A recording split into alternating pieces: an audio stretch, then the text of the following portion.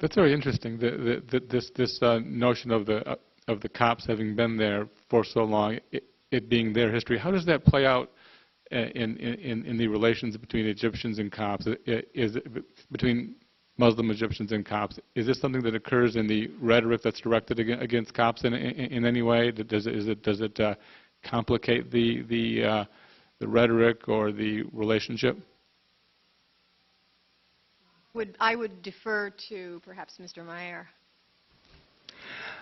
Well, I think when I was a child at school, we never been taught about the Coptic history.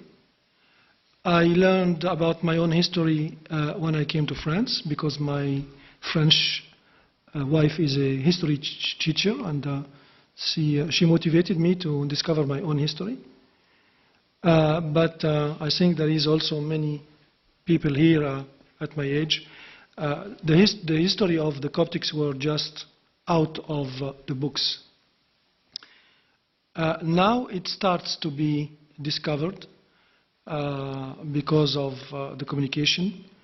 Now the Muslims start to understand that we had 3,000 years of pharaonic civilization, 3,000 before Christ, 3,000 to 5,000 before Christ, and then 700 years of Egypt Christian. By the 4th century was 100% Christians. And then when the Arab came on the 7th century, they found only Christians and they named them Copts. So that's why Copts is identified as an inhabitant of Egypt, but he's a Christian, because when they came they were only Christian. And then for 1400 years there were persecution. They have asked the people to either convert or to pay the taxes or to be killed. So many of them have converted to Islam, and some of them paid the taxes, and we are the descendants of these people, who not necessarily noble people, but people who could pay the taxes and maintain their religion. And the Coptic language was maintained until the 19th century. It's the pharaonic language. Now, the people are discovering this history today, a lot of Muslims, and even some of the Muslims say, I am also Coptic. I am a Coptic Muslim, because I bring back my history to the pharaonic period. The Salafists and the Muslim Brotherhoods are against that, because since the 7th century, everything before is erased, does not exist anymore, and we are going to the Arabic culture, towards the Arabian Peninsula. There was no Saudis, it was Arabian Peninsula.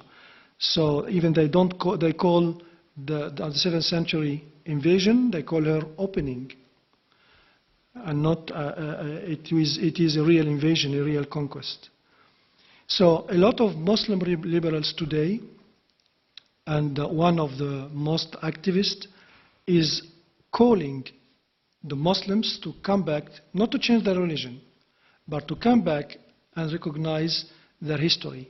How many countries, he said, in the world have pyramids and sphinx? Only Egypt. So you Muslims, keep your religion, but go back to accept your own history. It is not the Arabic culture. So I think it's little by little coming to the surface and more known. Thank you. So there is some struggle over the past in this notion of legitimacy.